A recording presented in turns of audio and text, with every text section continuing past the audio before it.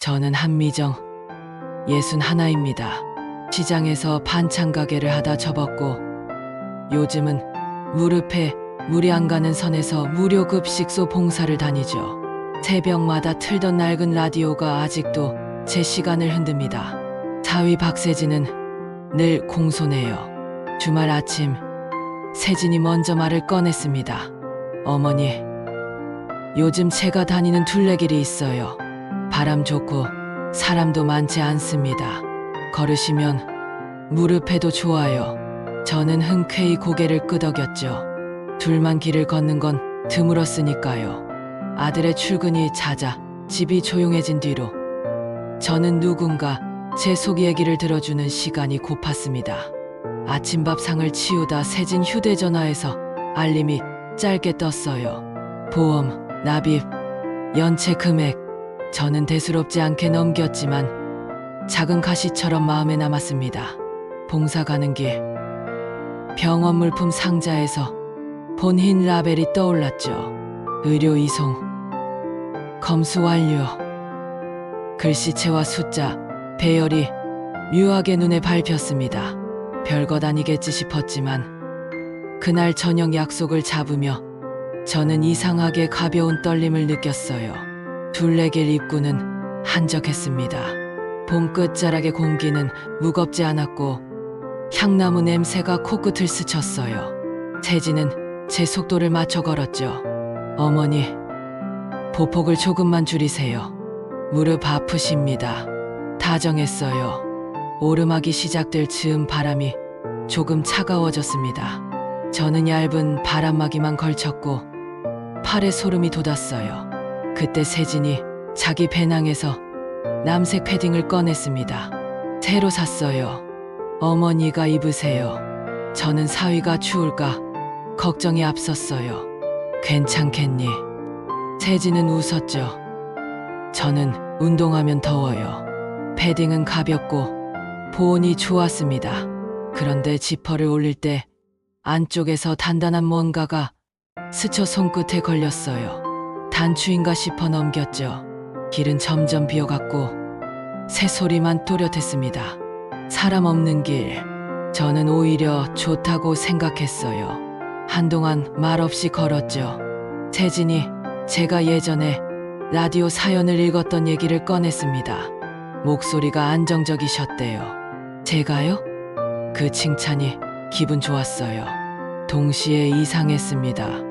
그 사연을 세진 앞에서 말한 적이 있던가, 어디서 들었을까?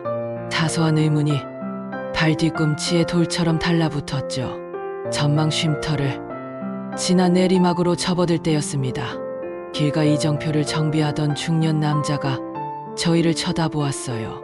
작업복에 모자, 가슴에는 산림 안내 배지가 달려 있었죠. 스쳐 지나가려는데 남자가 저를 바라보며 낮게 말했습니다. 그 옷 지금 누구한테 받으셨어요? 저는 얼떨결에 대답했죠. 사위가요. 남자는 주변을 훑고 귓가에 바짝 붙여 속삭였습니다. 같은 색, 같은 재질의 패딩을 입고 사라진 분들이 한 달 사이 세 분입니다. 저는 심장이 쿵 내려앉는 소리를 들었어요. 남자는 접힌 종이를 내밀었습니다. 실종 전단이었고 사진 속 두 여자가 저와 같은 색 패딩을 입고 있었죠. 저는 말문이 막혔습니다. 남자는 짧게 덧붙였어요. 당장은 아무것도 내색하지 마세요. 의심을 사면 안 됩니다. 저는 본능처럼 고개를 끄덕였죠. 세진은 몇 걸음 앞에서 휴대전화를 보고 있었습니다. 화면에는 채팅창 불빛이 깜박였어요. 남자는 제 눈을 보며 말했습니다. 지퍼 안쪽에 뭔가 만져지면 건드리지 마십시오. 신호가 나갈 수 있어요. 저는 그제야 아까의 단단한 촉감을 떠올렸죠. 가볍게, 아주 가볍게 소름이 돋았습니다. 길이 한 번 더 꺾였어요. 숲을 사이 검은 모자 쓴 사내가 나무에 기대 서 있었습니다. 등산객처럼 보이지 않았죠.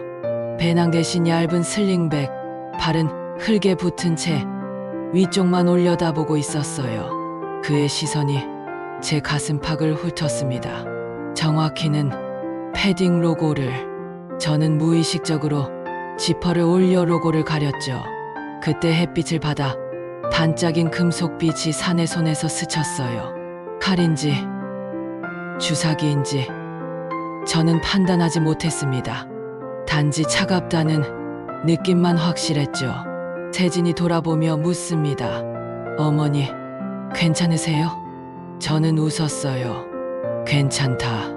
숨이 조금 찼다. 남색 패딩은 점점 따뜻해졌고 그 따뜻함이 오히려 저를 조급하게 만들었습니다. 안내원은 제 어깨 뒤쪽에서 짧게 기침을 했어요. 신호 같았죠. 저는 보폭을 줄이고 뒤로 한 걸음 물러섰습니다. 산에는 나무 그림자에 다시 몸을 숨겼어요. 공기가 얇아지는 기분. 말없이 휘파람 소리만 나무짚을 건드렸죠. 저는 그제야 마음속에 생긴 균열을 인정했습니다. 무언가가 틀어지고 있다. 벤치에 앉아 물을 마시며 숨을 고르는 척했어요. 손끝으로 패딩 안쪽 봉제선을 더듬었습니다. 지퍼 뒤에 얇은 주머니가 있었죠. 동전만 한 둥근 판이 손바닥에 닿았어요. 표면은 매끈했고 아주 약하게 뜨거웠습니다. 그 옆에서 알 수 없는 깜박임이 한 번, 두 번. 저는 멈췄죠. 안내원의 경고가 귓속에 맴돌았습니다. 건드리지 마세요. 눈을 아래로 내리니 안감에 작은 종이 조각이 테이프로 붙어 있었어요. 의료 이송. 검수 완료. 봉사장에서 봤던 그 글씨체와 배열. 그제야 기억이 연결됐습니다. 왜 사위가 의료 관련 용어에 익숙한 듯 말을 건넸는지, 왜 최근 몇 주 혼자 차를 쓰는 일이 많았는지. 저는 물병 뚜껑을 조용히 닫으며 속으로 숫자를 세었죠. 하나, 둘, 셋. 고개를 들자 안내원이 멀찍이서 폰을 귀에 댄 채 짧게 끊어 말하는 게 보였습니다. 저는 그제야 믿었어요. 이 사람은 우연한 행인이 아니다. 내리막 끝에서 안내원이 다가왔습니다. 길을 묻는 행인 연기를 하며 말끝을 흐렸어요. 바람이 바뀝니다. 위로 가지 마시고 여기서 오른쪽으로 빠지세요. 눈빛은 단단했죠. 저는 고개를 끄덕였고 그가 아주 낮게 이름을 댔습니다. 강지훈. 강력 전담 외근입니다. 실종 연쇄를 추적 중이에요. 지원팀이 오고 있어요. 들키지만 마십시오. 저는 그제야 숨을 길게 내쉬었어요. 세진이 걸음을 멈추고 우리를 보았습니다. 누구세요? 지훈은 태연하게 웃었죠. 길이 헷갈리셔서요. 이쪽으로 가시면 뷰포인트가 잘 나옵니다. 세진은 짧게 미소를 지었어요. 그 미소가 낯설었습니다. 제 시선을 피하는 눈, 굳은 턱선, 사위가 내미는 손이 제 패딩 지퍼로 향했죠. 어머니, 바람 불어요. 지퍼 올려드릴게요. 저는 반사적으로 뒤로 물러섰습니다. 괜찮다. 더워서. 말끝이 떨렸어요. 두 발에서 발소리가 여러 갈래로 올라왔습니다. 낙엽이 동시에 눌리는 소리, 더 지느리게 닫히는 소리 같았죠. 스피커를 찢는 듯한 고함이 숲을 가르렸습니다. 경찰입니다. 움직이지 마세요. 검은 모자의 사내가 반사적으로 뛰었어요. 두 사람이 양옆에서 덮쳤고 땅이 요란하게 흔들렸습니다. 지훈이 제 앞을 가로막으며 낮게 말했죠. 지금 아무 말도 하지 마세요. 세진의 휴대전화가 동시에 울렸습니다. 화면에 숫자와 짧은 문장이 번쩍였어요. 위치 확보. 반출 준비. 저는 숨을 멈췄죠.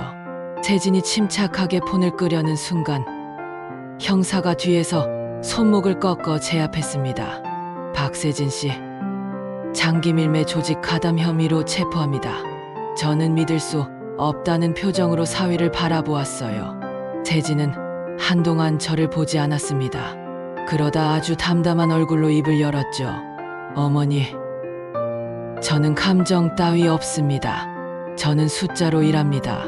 저는 고개가 저절로 흔들렸어요. 수치와 계약, 그 말들이 제 가슴을 서늘하게 긁었습니다. 지훈이 제 어깨에 잠시 손을 얹었죠. 이제 끝났습니다. 저는 그 말이 믿기지 않았어요. 끝난 게 아니라 무너진 것 같았으니까요. 조사는 길었습니다. 경찰은 패딩 안쪽 송신기, 의료 라벨, 연락 기록을 제게 보여주었어요. 연체된 보험, 빚, 그리고 조직. 퍼즐은 차갑게 맞아떨어졌죠.